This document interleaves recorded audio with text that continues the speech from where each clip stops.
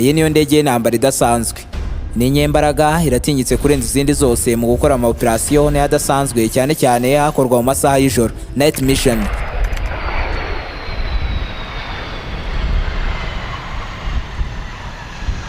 N'izina ryayo rirayisobanura neza cyane rwose. Nighthawk F-117 ikorwa n'uruganda rwa gisirikare rw'Abanyamerika Lockheed Martin. Ndasubiramo, iyi niyo ndege y'intambara ifite ubushobozi bwo guhangana ku rugamba, yakozwe mbere y'izindi zose zo muri ubu bwoko mu mateka yose y'icurwa y'intwaro zose za gisirikare cy'Abanyamerika. Imwe gusa ifite agaciro ka $142,600 by'amadolari ya Amerika, ikaba ifite ubushobozi bwo kuguruka ku birometero bisaga 500 mu gihe kingana n'isaha imwe gusa.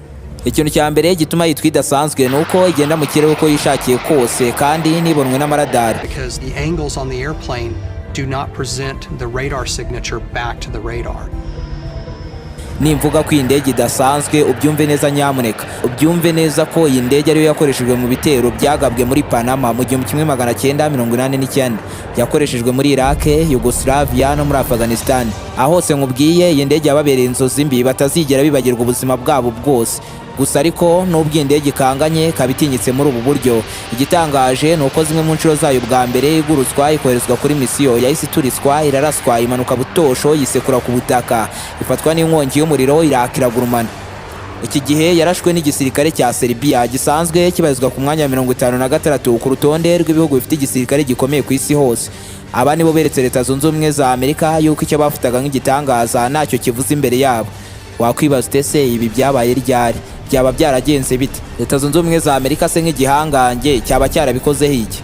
Muhaye ikaze muri iki kiganiro. Nimba ari ubwa mbere ugeze kuri umuyoboro mugari w'ibyegeranyo mu Rwanda, icyo usabwa ni ugukanda subscribe, ugafungura inzogera kugira ngo ukomeze gutungurwa no gusobanukirwa na byinshi cyane bimeze nk'ibicanganye kuri iyi si nzima dutuye. Ndi Aime Christian.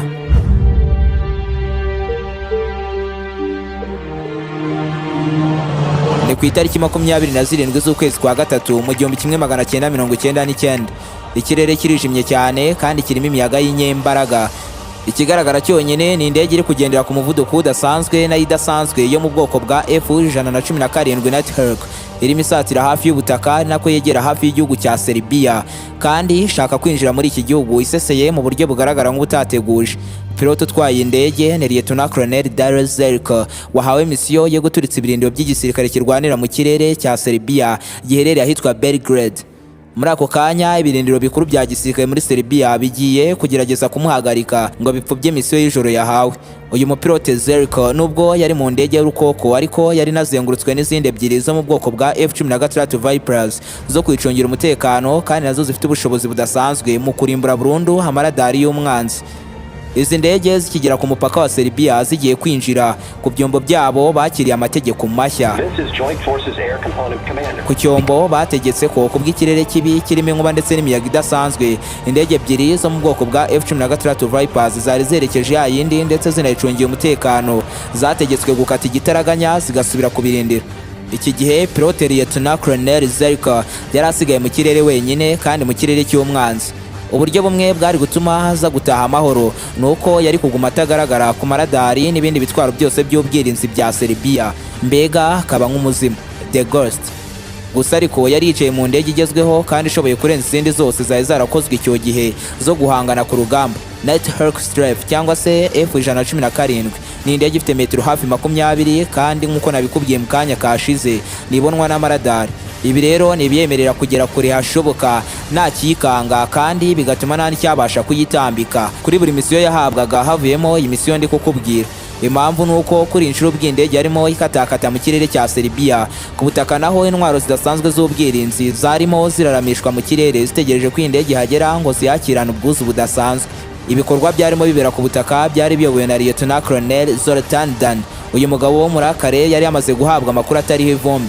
Ni amakuru yari yahawe na undercover cyangwa se maneko za Serbia yuko bari bwatakwe n'indege y'umwanzi, Leta Zunze Ubumwe za Amerika. Akibyumva yahise atekereza yuko kuri inshuro abonye amahirwe adasanzwe yo kurasa amwe mu bazimu ba Leta Zunze Ubumwe za Amerika, akamuhamya yihanukiriye. Pretraži nebo, sweep the skies than he orders. Uyu mugabo ako kanya yahise anatanga itegeko ryo gutangatanga ikirere cyose cya Serbia.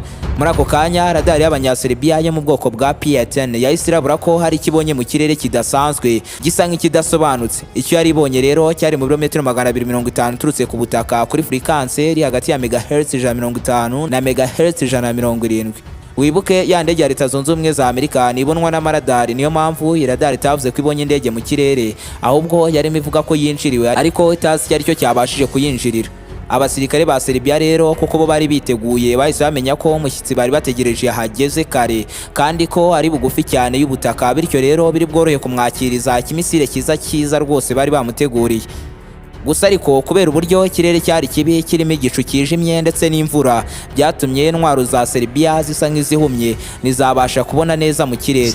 Muri screen zabo icyo babonaga gusa ni sinyale za fake. Muri ako kanya ariko Lieutenant Colonel Rwandan yitegereje neza hari icyo yabonye.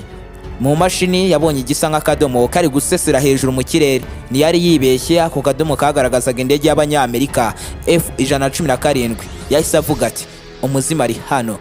Duh je ovde. Uključi nišanski radar.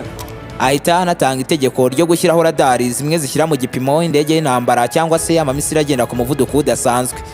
Yabwiye abo bari kumwe yuko bafite amasegonda 20 gusa, ariko bahise bamubwira yuko indege babonaga isiburira mu myotsi. Yahise abasubiza gukomeza kwishakisha. Mu kirere indege ya Zerko yari ku muvuduko udasanzwe ngo arangize misiyo kare atahajye kwiryamira. Icyo atarazi ni uko kompiyuta z'abanyaserbia zarimo zimukozaho imitwe y'intoki. Dan yakomeje kugenzura neza kuri frequency yo hasi maze arongera abona ya ndege, ariko yagombaga gutegereza gato cyane yuko mugenzi we Sam ayishyira mu gipimo akoresheje radar. Kuyishyira mu gipimo rero byari birimo kwanga. Sam yarongera aragerageza neza nk'uko yari ari kubitegekwa, ariko gushyira indege mu gipimo birongera biranga. Mu gihe imashini zabo rero zarimo zibatenguha mu kirere, Zerko yarimo afungura yitonze ububiko bwa misile mu ndege yari atwaye. Ni za misile ziba zifite metero enye na santimetero 20 n'umubyimba wa santimetero 70. Nubwo izi misile yari agiye kuzirasa, ariko nawe yari agiye kubikora mu gihe kitari icyanyacyo. Yawubaze nabi kuko ako kanya za ntwaro za Serbia zahise zimushyira mu gipimo. Imam ga. Fi 2 prati cilj. Fi 1 pratim cilj. Nabyo gutindatinda mu mayira, Lieutenant Colonel Rwandan yahise atanga itegeko ryo kurasa indege byihutirwa.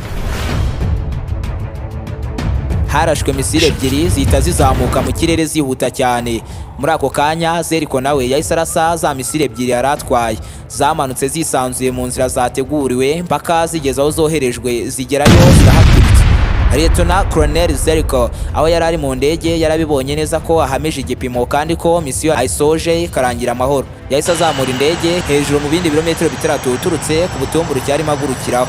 N'akanya gaciyemo aho yari yicaye muri cockpit hahise hakura umuriro rw'umutuku rwinshi ndetse n'ubuduha bumenyesha ko indege yashyizwe mu gipimo kandi ko ikurikiwe na za misile.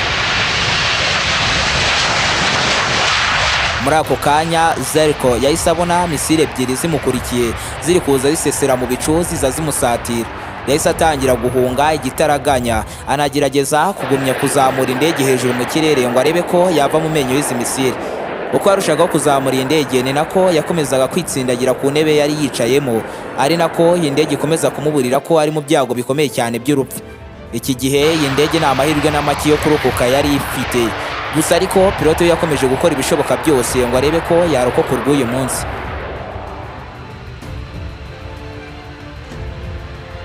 Igihe cyatangiye kugenda gake gake, yahise amenya ko bimurangiriyeho, ahita amenyesha ku birindiro yuko yafashwe azengurutswe na za misile ebyiri ziri kwaka umuriro ugurumana impande y'indege yari arimo.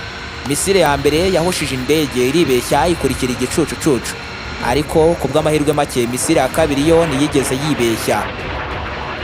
Yahamije ibaba ry'indege ry'ibumoso, igice cyose cy'ibumoso cyahise cyaka kiragurumana gihanuka butosho kandi gishashagirana kuko hari mu mwijima.